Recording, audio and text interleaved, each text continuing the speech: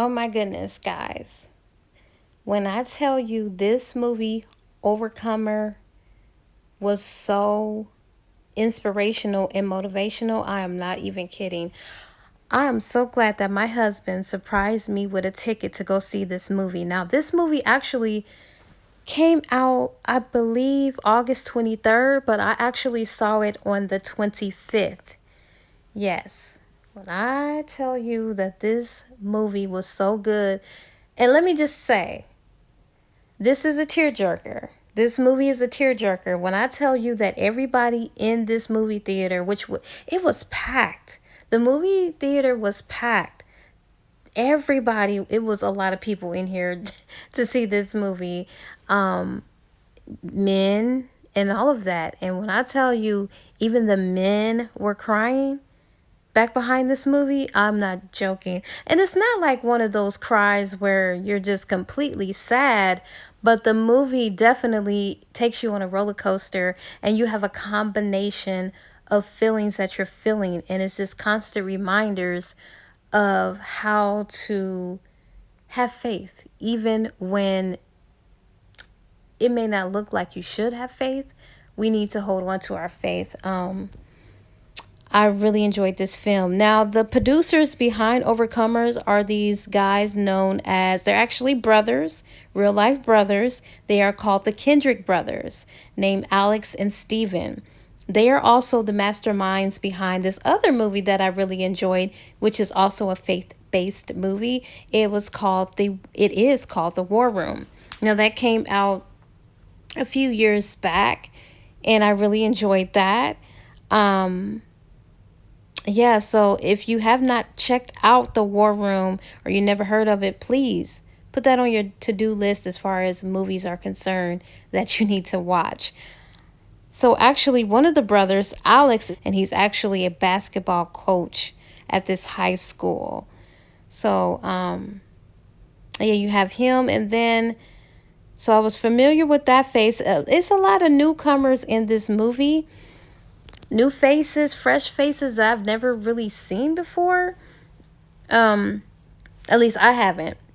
Maybe other people out there have. But of course, I am familiar with Priscilla Shire. I believe that's how you pronounce her name. If I misquoted, I'm sorry. But I believe her name is Priscilla Shire. Now, she also was in another one of the Kendrick Brothers movies, which was The War Room, which I was briefly speaking about. She was the leading lady in that, and she plays a principal in this movie Overcomers. So I was glad to see her. And then they have this new young girl who plays the leading star in this movie by the name of, I believe her name is Erin Wright Thompson. I believe that's the little girl's name. Now, I don't know what her character name was in the movie, but yeah, she is the breakout star, the leading girl in this movie. And I'm like, yes, it's a little girl of color. And she's so cute and so awesome. So anyways, this is going to be a spoiler, okay? Y'all know when I do movie reviews, I kind of spoil everything. So if you have not checked out this movie, please do not listen to this review because I'm going to give it away, all right? So the movie starts out with this little girl. And it shows her, she's running or whatever, and she's walking or whatnot, and she happens to see these boys playing basketball. But she see these headphones that she really liked, and so she goes and to steal the headphones, and she takes the headphones from this young man. And of course, he saw her take it, and they tried to actually run after her, but she kind of got away or whatnot. But I discovered when she was trying to hide and be quiet when they were looking for her, she was breathing hard, and she actually pulled out her little asthma pump. So I was like, oh, the little girl has asthma. Wow, or whatever. And that was that. And then it skips to Alec Kendrick's character. I forget his character. I think his name was John Harrison. His character name was John Harrison. I don't remember the other character's name, but yeah, it skips to him. Now he is doing very well. He has a very prestigious little basketball team and they win and they're doing good or whatever like that. And he's very proud of his little basketball team. But I think some things started happening in the town where it kind of like forced the parents to close up shop and move somewhere else. It was for various different reasons as to why their families, these people on his team, were just packing up and moving. Some people got scholarships and job offers other places. So basically, what it boiled down to, everybody pretty much, they were losing their jobs and he was losing his team. And so eventually it got so bad where he could no longer be a coach because he didn't have a team. So then he kind of like gets forced to be a coach for a sport he knew nothing about, which is a track coach. So he's kind of like forced to be that. He didn't want to be. He despised track because he didn't know anything about it. And he felt like it wasn't a real sport and that there was nothing really to it. But as time went on and he became this coach, he realized that it was a lot more difficult and you needed to be a person of high discipline to be a track runner. So anyways, when he goes and he thinks that there's going to be people trying out for track, he discovers no one is trying out for track. Nobody's there. He don't even have a team there. But this young lady who has asthma is there. She shows up, of course, the leading lady. She shows up and she wants to run. He was like, oh, okay, wow. I only got one runner and she has asthma. This is not good. It's not a good combination. So he goes to the principal. He complains and he tells her, I don't have much of a track team. It's just one runner. She was like, well, you still can do it. That is your team. Even though it's one person, you still can do a lot with that. And besides, you don't need a whole track team to be able to go out there and compete. And so he couldn't believe that this principal was very serious about him being a coach to just one person. So so he's training her or whatever.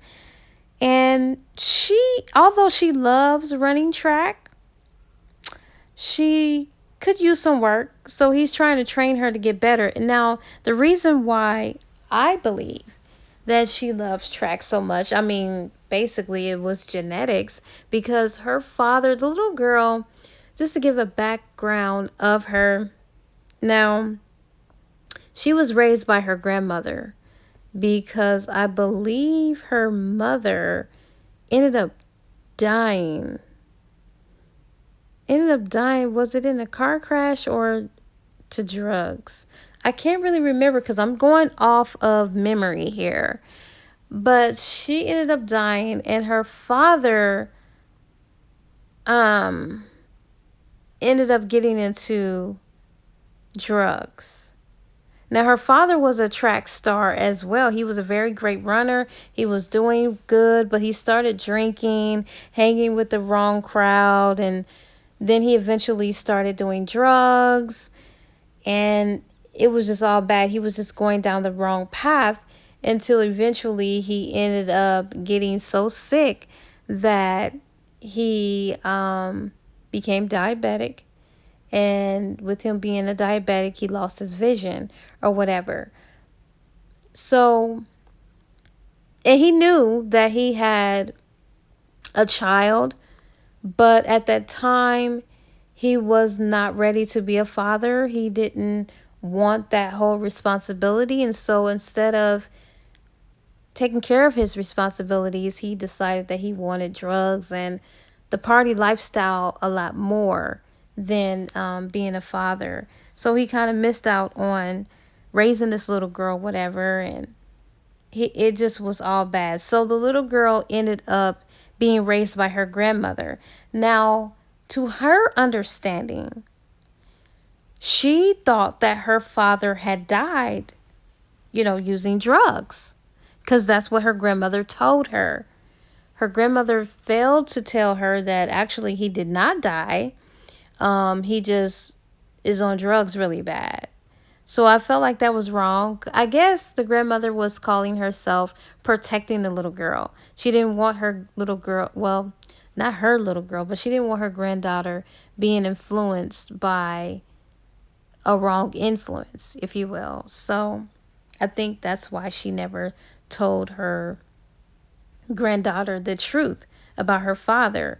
But yeah, her father used to run track and he was very, very well, like I said.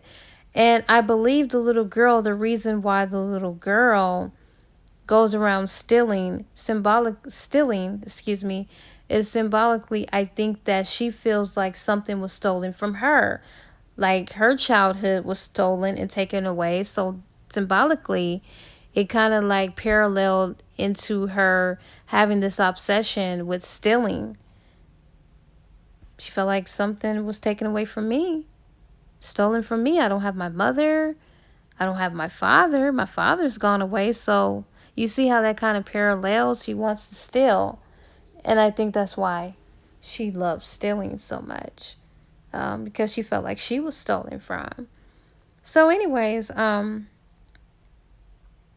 so she needs some training with her technique and style of running. She's good, but she can always improve.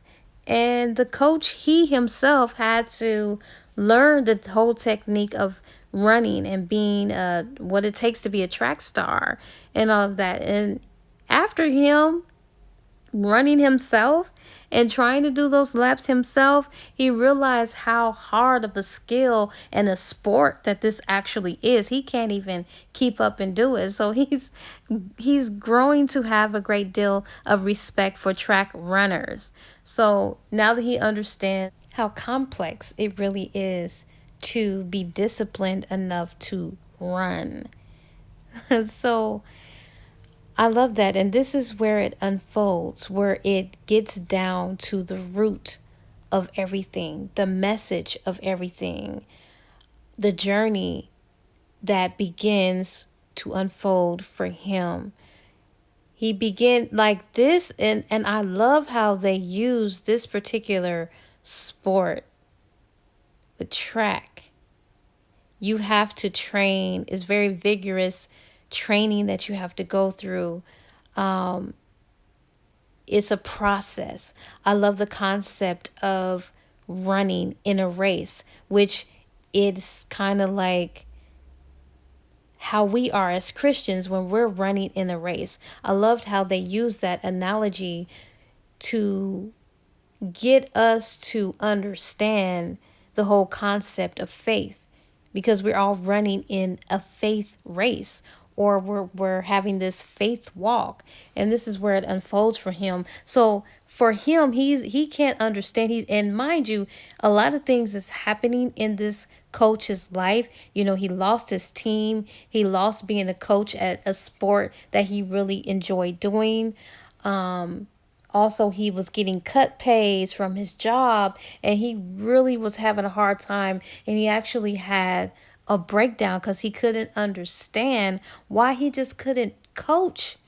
Why he couldn't coach on a team or with the team that he loved, and in the area of sport that he loved, which is being a basketball coach. He loved that more than anything. And for that to be stripped away from him, and him being a coach to a sport he don't even have, well, at the time, he didn't have any knowledge about or a great deal of respect for, how he was just thrown to that. Then he's getting pay cuts, and it was just a lot. So he had this breakdown where he's angry, he's upset, and he doesn't get it.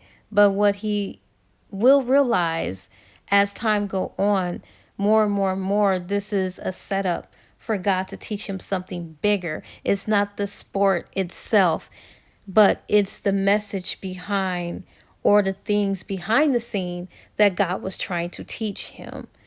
And not only that, how God is just connecting everybody together. Now, this coach, this track coach, he sometimes goes with his pastor to the hospital and just kind of like go with him to help him pray for people in the hospital. So on this one particular visit, he is just waiting out in the area because the person that the pastor was going to pray for didn't want anybody else in the room. So, or I think they had to take turns or something like that.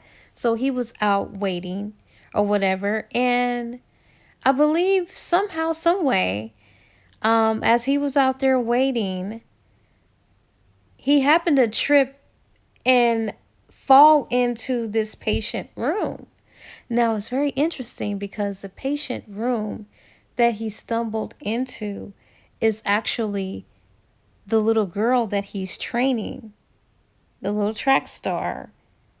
This is her father. So do you see how God is setting up? See, everything in our lives, it orchestrates. It's something bigger. God orchestrates everything. He does. And it's a bigger picture. It always is. So he doesn't know that he is going to be the middleman in between what this little girl needs and what he needs as well, and what everybody needs in the whole bigger picture. He doesn't know this yet. So he stumbles in there and he sees this patient in there. Now, when he goes in there, he didn't know that the guy was blind. But then, of course, he put two and two together, and the guy was like, who goes there or whatever. And he was like, oh, I'm sorry, I accidentally bumped into your room. And he said, I'm sorry. He's like, no, he said, it's okay. I could use some company. You can sit down and talk to me if you want to. And he was like, oh, okay. So he sits down and he's talking to the guy or whatever, just briefly.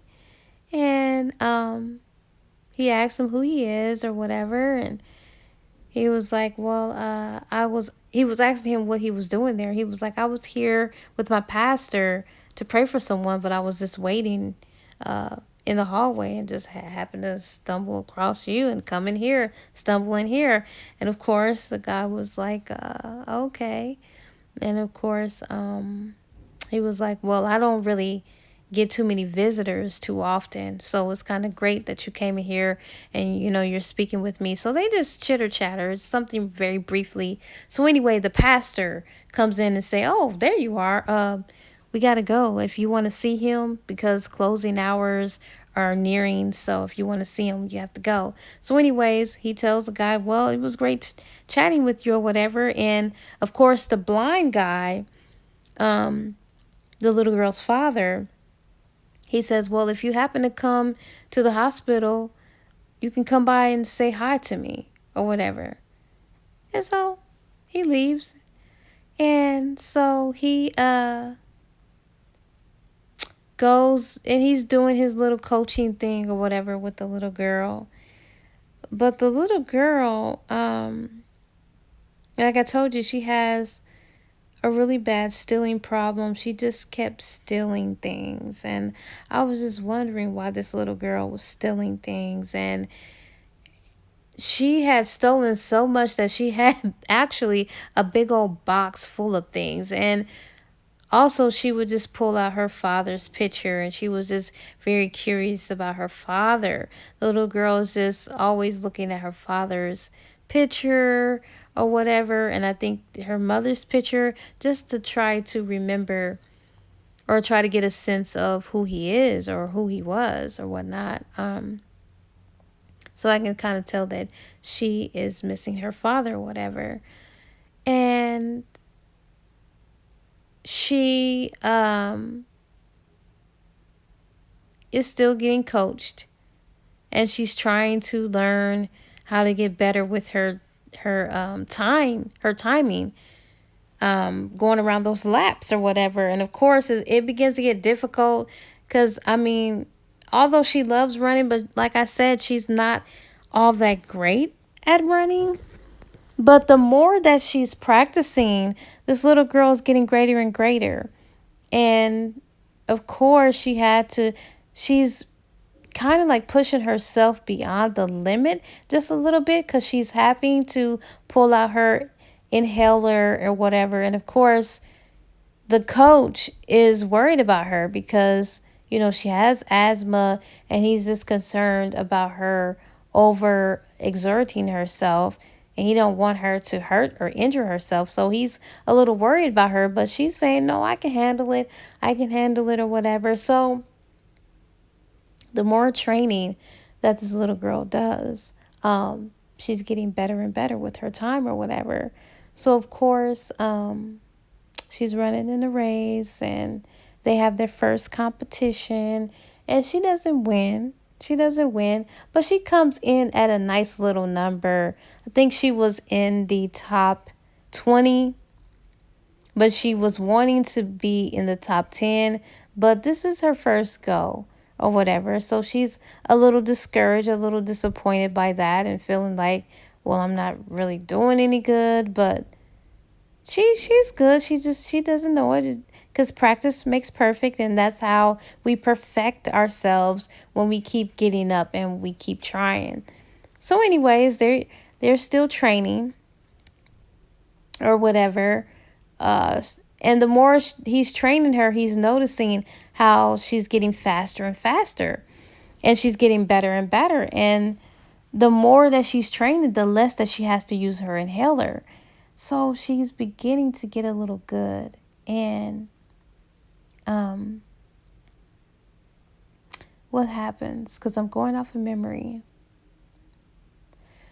So it comes to a point where the coach was wondering about her, because she's a little quiet, and she was mentioning some things that kind of like raised some concern for him. And I know that they would offer, well, the coach and his wife, because his wife would go up there too to help him coach track or whatever, just to support him. They noticed that she would walk home and she didn't have anyone to come pick her up. So of course they were curious about her. They have offered her rides to go, take her home, and she would refuse and things like that. So of course you're going to be a little curious about that. They were just wondering. So anyways, now I didn't think that the coach was going to go back to the hospital to go up there to talk to the little girl's dad. I wish I knew these characters' name, but I'm going off of memory. So he goes back up to the hospital, and he goes up there and he's talking to him again. And of course, the little girl's father is grateful that he came back, because like he told him the first time they met, that he didn't have very many visitors. So he come and they're getting a little bit more in depth. And now the first time that these two met, the little girl's father asked him who he was. And he really didn't go into depth about it. He was just telling him why he was there the first time. And this time he asked him again. He said, who are you? And this time he said, well, I'm a husband. I'm a coach. I'm Caucasian. And the guy, the little girl's father, he was kind of tickled by that. But when the little girl's father was asking him, who he was trying to get down to his identity. He was trying to get down to who he belonged to, or what his faith was. So he kind of like said that. He kind of, instead of beating around the bush, he was like, and one thing that I forgot to say, when they first initially met, the coach said that he was going to pray for him when he first met him, when he was leaving his room after initially meeting him. So this time he brought up, he said, now, you told me that you was going to pray for me. Did you do it? And the man was kind of like startled. He was like, he felt bad because he did not pray for him. And so then he started getting deeper and he was like, you know, I know you say that you're saying who you are, but you're not really identifying yourself. You said you're a husband, you're a Caucasian man, you're a coach, you're this and that, but you never identified yourself like who you are. And he began to open up to the coach, telling him about his life and his story and his background. And he was just telling him how God is just so amazing at how he can get our attention. Because for the longest, when the little girl's father was younger, God was just kind of pressing him to come in, give your life, get saved. But he was ignoring that. And with him ignoring that, he got further and further and further away from God until eventually God had to break him down to get his attention. And it got so bad where, like I said, he lost his vision. And it wasn't until this man lost his vision that he was able to finally see. Like, see spiritually his life and who he is and where he went wrong.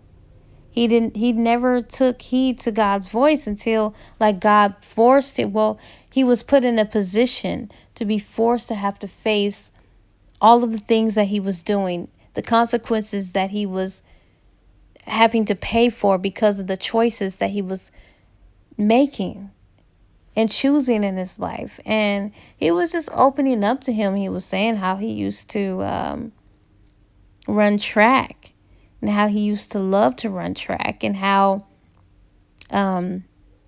he had a little girl, and he told the coach the little girl's birth date, which I believe was February 14th or something like that.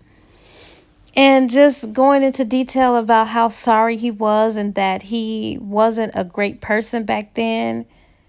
He really wasn't, but how he's totally different from the person that he was and to how he is now.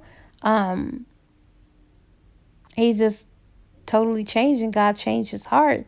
And so he was like, now, if you ask me who I am, he said, the first thing I say, I'm going to identify myself and say that I am a Christian.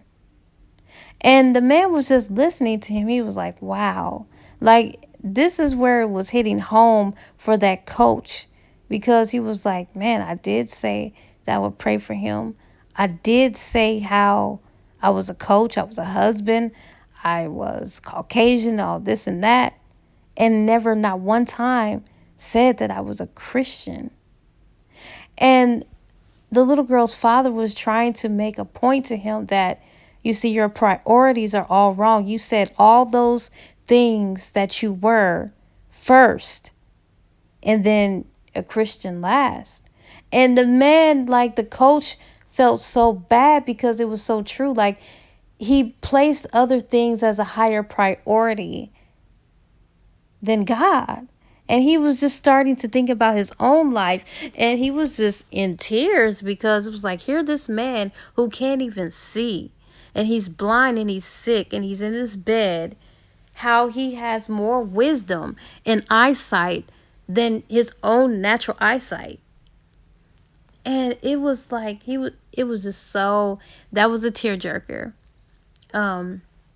Because it's unfortunate that sometimes when we don't take heed, had he taken heed to God's voice when God was calling out to him, his life may have been different. He may not have lost his vision. He may not have gone deeper and deeper into drugs where it made him sick. He got diabetes and all of that. So all of that was unnecessary. But, This is what happens. So it's unfortunate that it took something like that, where he's refined to a hospital bed and he loses his vision, to be able to see spiritually what was going on, and how he was putting the drugs and the partying and track and all this other stuff academically. He was doing well in college and all of that. He was putting that ahead of God, and God last. So he learned the hard way, and he was just really just unfolding his life to the coach.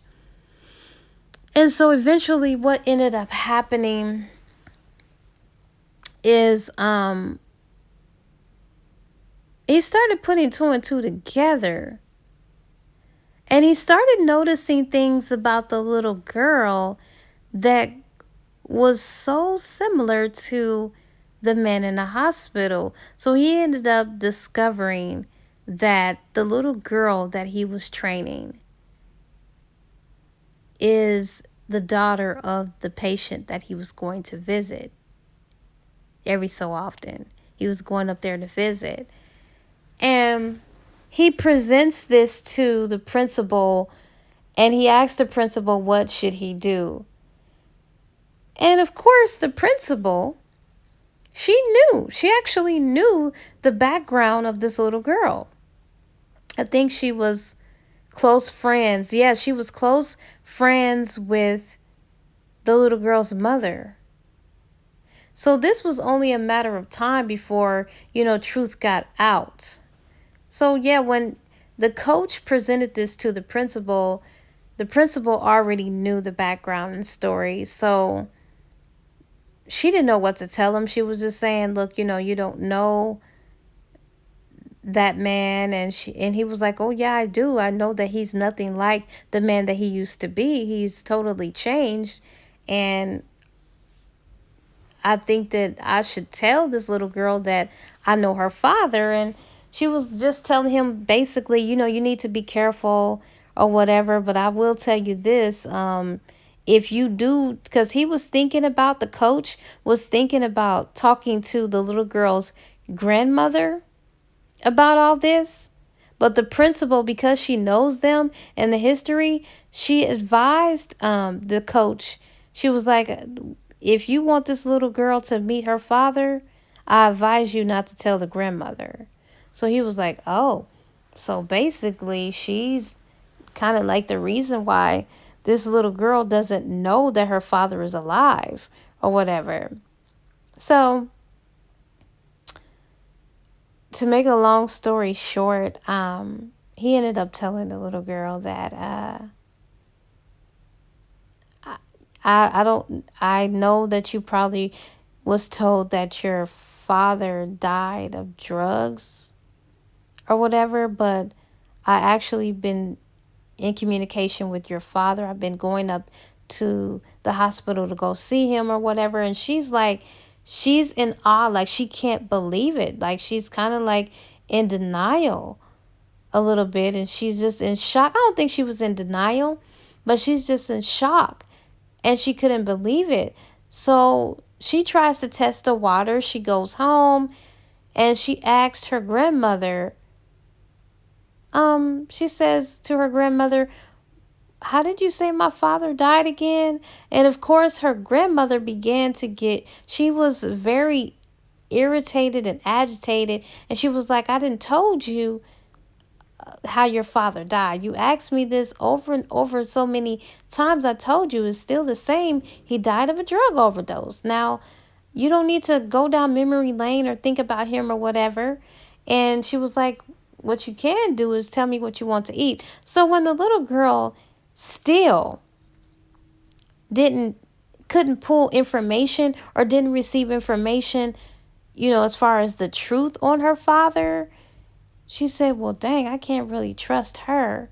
I think I am going to talk to the coach and tell him that I want to meet my father. And she does. She goes up there and she tells the coach what her grandmother said. My grandmother says that he's still dead and you're telling me he is alive. So I want to meet him. So anyways, the little girl goes up there to meet her father. And they tell her, the condition and all of that. So she's kind of halfway prepared, but nothing prepares you when you go and you actually see the person physically. And at first it was hard for her. And, she goes in there and he's happy that she's there or whatever. And she's just a bit confused. She don't know what to do or whatever. And she needed to just leave because it was all too much. It was overwhelming. It was just a lot for her to stomach at that particular moment. So she excuses herself and she needed to leave. And because she didn't know how to handle that, she's a young girl, so she don't know what to do. So they leave and they was like, well, it's okay, you don't have to do this right now. It's no pressure and whatever. We can just leave. And they leave. And she had time to really think about it and process what was going on. And of course, she's angry. She's feeling a mixture of emotions. And her grandmother happened to, when she got home, her grandmother was home early. And of course, her grandmother began to question the little girl and ask her, I got home early and realized that you weren't here. So where have you been?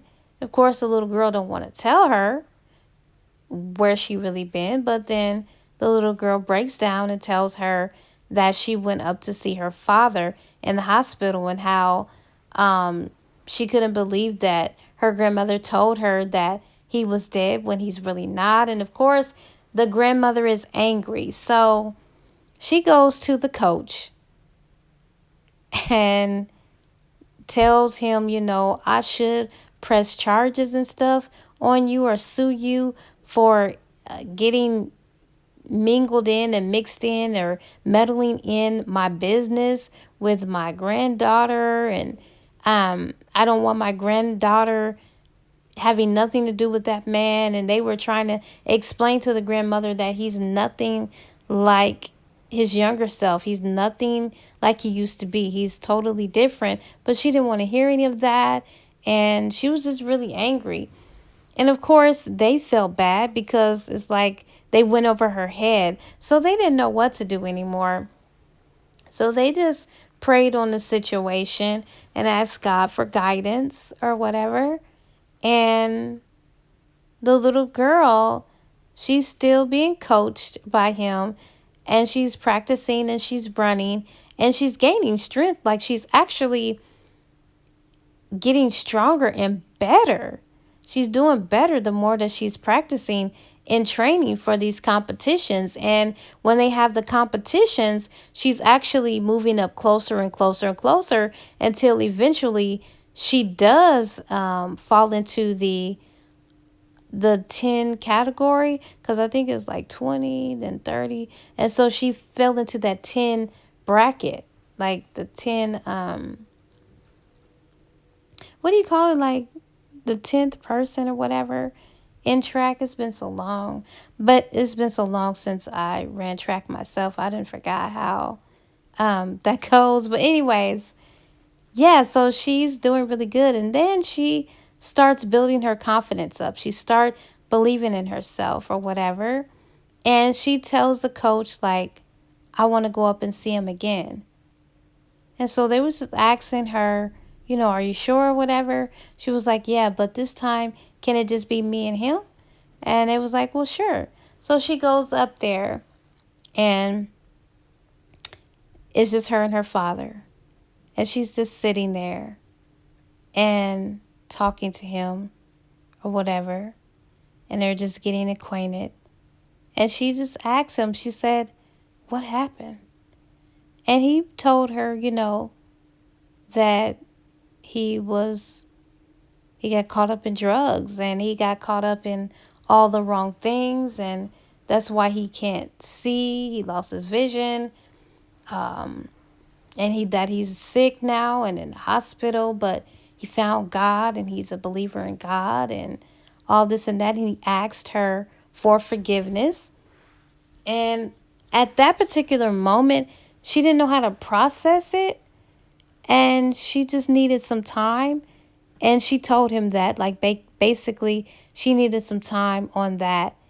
And he said he respect that. So she leaves there, and she just started having an epiphany. Like, she just started realizing that all these years she didn't have a father, but there she had that moment with him. And she, after hearing what he went through and why he did what he did, she started questioning, like, well, dang, I can't really judge him because I'm stealing from people. And she just started having an epiphany in her own life, and she started correcting her wrongs. Like, she started realizing that the route she was taking wasn't really good. So she started to give those stolen items back to the where it belonged, to the owners. And she was just getting her life in order. And so one particular day, when she was returning something that she even stole from the coach, as well as I believe the principal as well. But anyways, the principal just sat down and talked to her or whatever. And she was just asking her, do you believe? Are you a believer? Are you a Christian? And the little girl was like, what does that even mean?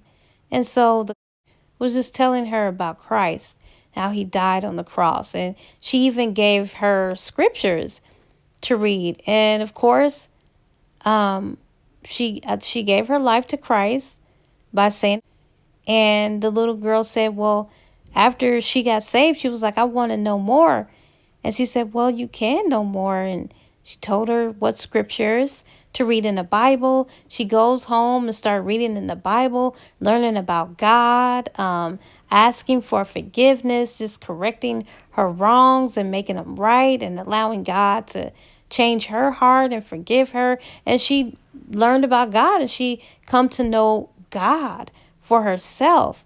And she realized who she was in him. Like, she found her identity through God and Jesus Christ, her relationship with Jesus. And so she's ready to forgive her father. And she goes up there, and she does. And they have a little moment or whatever. And no. She does forgive him. Yes, I think she does tell him. No, she didn't see him, but she forgave him in her heart. But she wasn't ready to see him or whatever. And I believe, like, as her relationship grew with God, and she was going through these different competitions, like I told you, she was getting better and better and better. Until eventually, when it was time for the finals or whatever in the competition, she ended up winning. She ended up, after going through all that she went through and all of the training and all of that, she ended up winning. But what made it so special, now I told you that her father used to be a track runner. And so when she began to get better and better at running, the coach was really interested in her getting greater. So he started taking tips from the little girl's father, because he used to run track, and he knew what techniques and skills that she needed to use to win. So the father was giving him tips on what she should do at what certain points within her laps for her to get greater and greater.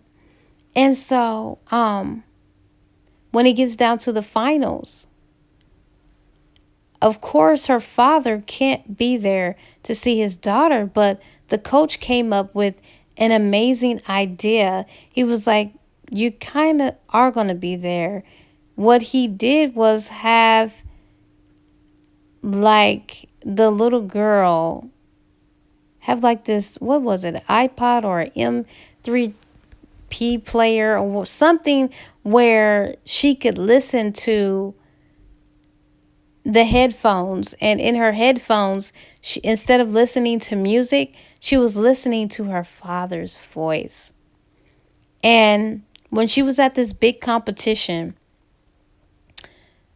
the coach was able to have him connected, and of course he gave him the cue on when to go and start speaking to her, like when, when she was in the finals of the competition of the race or whatnot. And the father, like before the gun went off, you know how like when you're bending down and they say on your mark, set, go, and then they fire the gun. He was speaking to her. He was like, it's me, and I'm going to help you win this race. And of course, when she heard her father's voice, that really encouraged her.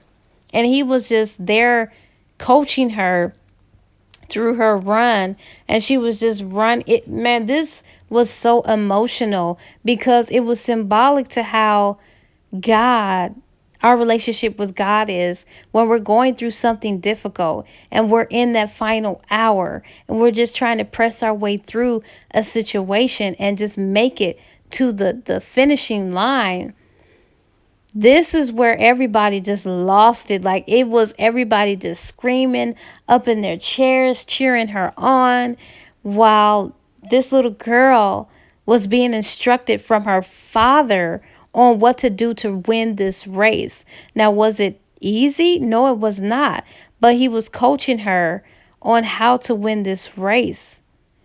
And it was just that's where it really got emotional for everybody in there, like everybody, because if you're a Christian, you knew how significant this scene was because she had a direct contact with her father, and her father was instructing her on what to do in each part of the race and lap, on how to get through it. It was, oh God, I was crying so hard. Tears of joy, just a mixture of feelings. Just wanting her to get through the race, wanting her to get through it and win and conquer this. And it was just so amazing. And he was just coaching her and he was encouraging her. And when she's getting closer to the finishing line, her vision begins to get blurry, so blurry, and she could barely see. And it's just getting hazy. And I'm like, oh no, her asthma is acting up. Her asthma is tripping now. I was like, oh gosh, no, no, no. And she's almost at the finishing line. And she's closer and closer and closer. And then at the finishing line, she collapses. She collapsed. And I'm like, oh no. And then, of course, when she collapsed, everything is over. They go over and rush to her and they give her oxygen and they think that she lost the race. And they're like, okay, no, no, no, you did your best or whatever. You just need to get this oxygen. And they're over there talking to her competitor, the one that was kind of like a competition, because her competitor always ran races and won every single time. Like she was a top runner that will always win all of the time. And so they was over there talking to her and she was shaking their hand. And I was like, oh my gosh, she did not win. But then after they were doing replays, they noticed how she finished. When she collapsed, she actually finished before her competitor. So in all actuality, she won the race. And when they figured that out, that she actually won, and then she was hearing her father tell her congratulations that she won, and he was the one who helped her get through the race, I lost it, because it was like, oh my God, I get it. It's just like how when we're in this fight, in this faith walk, when we're walking by faith and not by sight, and we're going and it looks like and feel like we're not going to win, and sometimes we do fall down, and sometimes it is hard, and sometimes we do fall out, but she won. She won the race, and it was difficult, it was hard, it was strenuous, it was everything and then some, but she won the race. And her father was there every step of the way. And so I just lost it, because I was like, that is just how God is. It's just like him, how he is with us when we're going through something difficult, how he coaches us on what to do, which we have to read his word. And when we read his word, it gives us strength, and we stand on that word and we apply it to our lives, and we just let that be our weapons to make it through whatever it is that we're facing. It was just, oh my gosh, when I tell you, that was the highlight of the movie, that final race. And it was so beautiful. But what ended up happening, her father ended up dying after she won the race or whatever. He ended up dying. But behind the scenes, he had did something very special before he died. He, when the coach, connected him to her, where she was able to hear him audibly through her race, he started working. I guess he knew he was going to die or whatever. And he started recording voice recordings for her to listen to on up until she was 21 years old. So he was recording different messages to leave behind for her when he wasn't there, so that she would always be encouraged. And I was like, oh gosh, listen guys, when I tell you this movie is so, it just speaks volumes to how our real relationship is with God and with Jesus Christ. It's just, oh my gosh, y'all, go check out this film. Please go check out this film. I'm leaving a lot out, but maybe not. But still, go check out this film, because to visually see this is what I'm saying. It does not do this movie any justice. Just please go see this movie. That's it. That's all I'm going to say. It's an incredible film. Go check it out.